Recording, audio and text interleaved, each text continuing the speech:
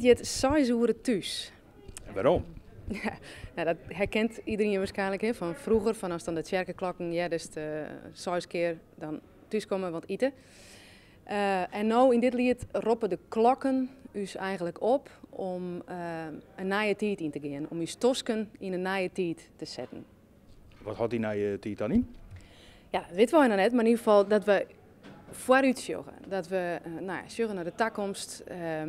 Dat je culturele haatzet, vooral ik hoor natuurlijk van dat die roept vragen op van waar willen we misschien al heen, waar willen we heen naar Friesland, wat ben je dromen, wat vinden we belangrijk. En dit lied roept eigenlijk op van, nou, kom op, laten we misschien al die kant op gaan.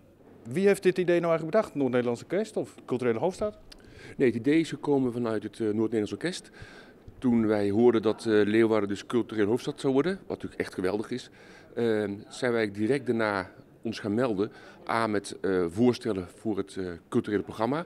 Maar ook hebben we toen gezegd, ja, als er een lieder ooit gemaakt zal worden voor een marketing- en reclamecampagne, zouden wij die graag willen opnemen als orkest van Friesland en Groningen en Drenthe.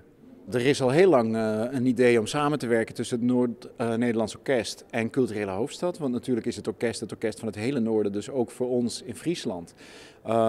We kennen elkaar al heel lang. Muzikaal zijn er heel veel banden. En op een dag zaten we te brainstormen van wat gaan we samen doen. En toen kwam dat idee van ja, we hebben eigenlijk wel een tune nodig. We hebben een soort kenwijsje nodig voor Culturele Hoofdstad. En toen bood het orkest heel galant aan als jullie een opdracht geven aan een Friese componist. En jullie komen met een goed lied of een goede tune, dan willen wij hem wel opnemen. En de keuze voor componisten is gevallen op Sietse Pruiksma. Waarom? Nou, Sietse is natuurlijk heel centraal aan Culturele Hoofdstad. Hè? Sietse hoort een beetje tot de oerfamilie die aan de basis ligt van Culturele Hoofdstad. We weten allemaal dat het een project is wat van onderen op opgeborreld is in de provincie bij een aantal creatieve geesten. En Sietse zit bij een aantal projecten al heel dicht betrokken, onder andere zijn eigen Birds and Brass. En dus leek het ons ook heel mooi, zeker in de combinatie met zijn vrouw Nienke Laverman, om samen die tune te gaan schrijven. En ik moet zeggen, ik ben ontzettend trots en blij dat Sietse Pruiksma het geworden is. Hij weet zo goed de sfeer, in mijn beleving, van Friesland te pakken. De ruimtelijke, het kaleidoscopische, het rustige, het nog levendige stukje Nederland. Dat heeft hij prachtig vertaald in deze compositie en is echt een pakkende lieder.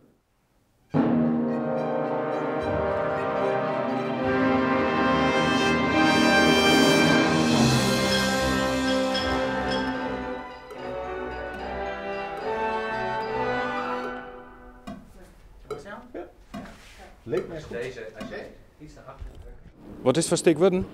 Nou, het is een fantastische tune geworden. Het is een stuk wat niet alleen achterom kijkt en aangeeft wat nou mooi is aan Friesland, maar ook waar we met z'n allen naartoe willen. Dus het drukt eigenlijk heel mooi de doelstellingen en het basisgevoel van het project Leeuwarden Friesland 2018 uit. Get ik vooral over van lid het verliezen, lid dat maar even wat het is. Dat draag je toch al bij je. Maar wij hebben natuurlijk als Friesen ook wel de neiging om bij dat verliezen stilstaan te blijven. En er zit er bijvoorbeeld zo'n zin in van de vjetten vol met oude kei, die het oeral wat van vinden. Sjur de zinnen voor die skin en geen vooruit. We zullen lidse steen die kei. Dat soort dingen. Maar juist erachterop haast altijd zin in. Dus lid dat en hoe dat viel zonder juist erachterop en hoe het er dan voor u komt. Dat gevoel, dat willen we met het lied oproepen. En dat is natuurlijk een geweldige kans, wat we met Culturele Haatzet krijgen, om ons te focussen op alle vraagstukken die er liggen in de toekomst. En om daar misschien al hoe nadenken te gaan en te zien waar we dan uitkomen. De vjetten vol met oude kei, die doen al wat van fine, let de zinnen voor de schienen. En als artistiek leider van het NNO moet je daar dan nog invloed op uitoefenen of is de componist vrij? Nee, in principe laten we de componist vrij. Uiteraard is er een beoordelingsmoment, dat is ook geweest. En iedereen was zeer tevreden. Het lied begint heel boatelijk, maar een toypiano, maar dan eindigt het heel bombastisch. Dat is ik de bedoeling. Ja, dat vonden we wel een mooi contrast om het lied te beginnen. Dat doet ik gewoon aan band denken. Het is een boatelijk piano en lieds bij diezelf. En uiteindelijk, maar dat natuurlijk nou ja, eindigt het grut, maar het orkest die hield meer onzwelt en grutter wordt. En we willen eigenlijk ook nog een koor erbij hebben bij de opening. Misschien ook wel snare drums, omdat we natuurlijk de Havabra is hier sterk. Het begint bij diezelfde, maar uiteindelijk maar dat natuurlijk door iedereen droegen worden. En maar we emotioneel een mooi feest en een mooie toekomstformatie. Ik krijg het idee dat je hem dus wel tevreden bent over wat het doet. Ik vind het super. Het is echt iets waar we samen trots op zijn.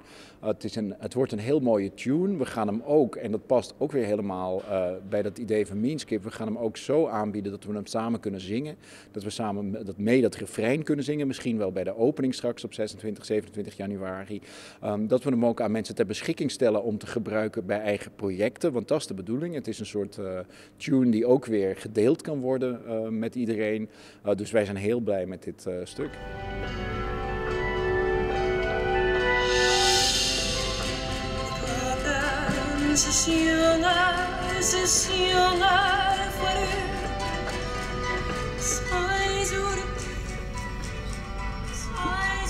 We hebben al wat proefzongen, maar dat moet al je nog opname worden. Doe nog een keer oer, echt goed. We hebben een soort guide inzongen en we hebben een soort guide track. Maar wij gaan nu we deze opnames hebben, gaan wij voor het echi onze dingen erop zetten. En dan hebben we een track en dan willen we die nog uitbreiden voor de opening in januari. Nou ja, wat ik krijg al zei, maar koor nog en waar weet wat er nog meer bij komt. Klokken. Het het wat te vergelijken met een WK-lied of zoiets? Het is een beetje zoals een WK-lied, maar het gaat nog wel wat dieper. Het is niet alleen maar, zeg maar de feestvreugde van Culturele Hoofdstad. Het drukt ook heel mooi uit wat onze thema's zijn. Het gaat ook over die toekomst, het gaat ook over dat samenwerken. Het gaat ook over zelfkennis en dat vind ik zo mooi. Dat kunnen natuurlijk buitenstaanders of adoptievriezen zoals ik niet doen. Dan moet je aan mensen van hier laten om zelf wat te zeggen over wat is nou die identiteit van het Noorden. Ik hoop dat zou vielen dat elke daar een positief gevoel bij krijgt. En dit komt inderdaad dan op verschillende momenten, in verschillende vormen. Waarom als een soort herkenningsmelodie van, oh ja, dit is Culturele Haardset.